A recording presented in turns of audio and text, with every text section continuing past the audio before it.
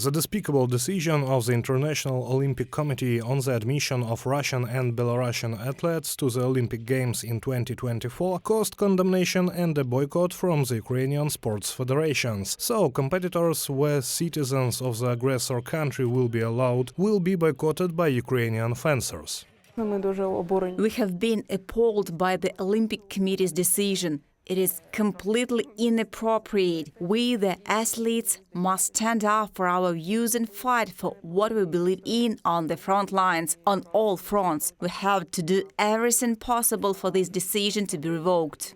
Dozens of countries completely condemned the admission of Russian athletes. Among them are the Baltic countries, Denmark, Poland, the United Kingdom. According to the Prime Minister of Poland, the decision of the IOC is unacceptable.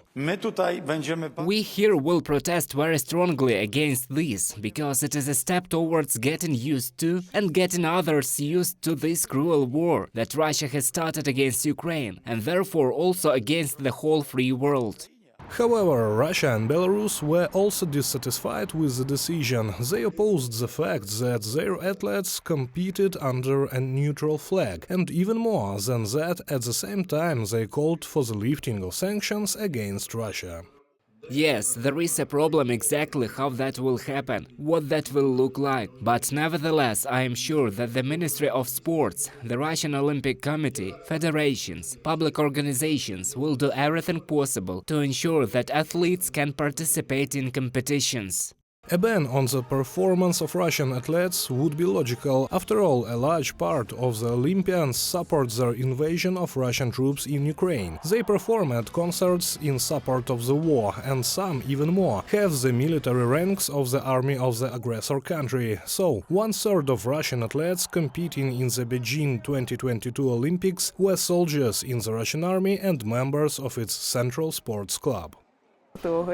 I'm disgusted by the thought of competing with those who kill our people, invade our land. It is unethical to compete with them. Fencing is a sport of honor. I'm required to salute my competitor and shake their hand, even if I don't want to do it. There have been so many people killed, so many athletes, so many children. Closing one's eyes to all this is disgraceful. Ukraine and allies continue to form a coalition of countries opposed to the IOC decision. Reported by Serhiy Kulas, UATV News.